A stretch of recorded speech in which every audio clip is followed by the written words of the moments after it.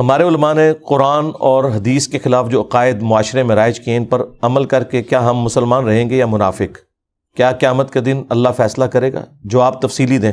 ہماری پوری دعوت ہی اس کے تفصیلی جواب کے اوپر ہے کہ بھائی پکڑ ہوگی، آپ نے خود قرآن و سنت پڑھنا ہے. قبر کے 4 سوالات آپ میری ویڈیو دیکھیں، اس میں نے اسپیسیفکلی بتایا کہ جب منافق کو جواب نہیں آئے گا، صحیح بخاری میں بھی ابو داؤد میں بھی تفصیلی ویڈیو موجود ہے، تو فرشتے اس سے کہیں گے کہ تو نے خود پڑھ کر سمجھنے کی کوشش کیوں نہیں کی، یا کسی ایسے شخص سے کیوں نہیں پڑھا کہ جو تجھے بتا دیتا.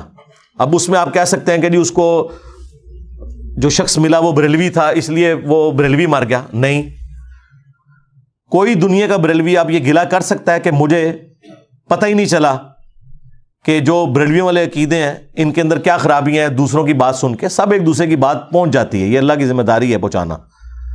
تو یہ ضروری نہیں کہ جس محلے میں آپ پیدا ہوئے ہیں اس محلے کی جو مسجد ہے وہ فرقہ آپ نے اڈاپٹ کرنا ہے. آپ نے قرآن و سنت کے دلائل کو دیکھنا ہے. تو سب کو ایک دوسرے کی کمزوریاں پتہ ہوتی ہیں اور ان کی شکلیں آپ کو بتا دیتی ہیں.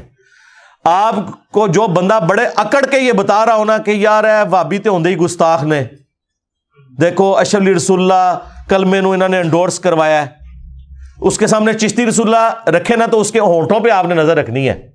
ایسے خشک ہوں گے کہ جیسے پتہ نہیں آپ نے کسی تندور میں لگا دیا اس بریلوی کو، جا کے ادھر ہی ٹھک جائے گا.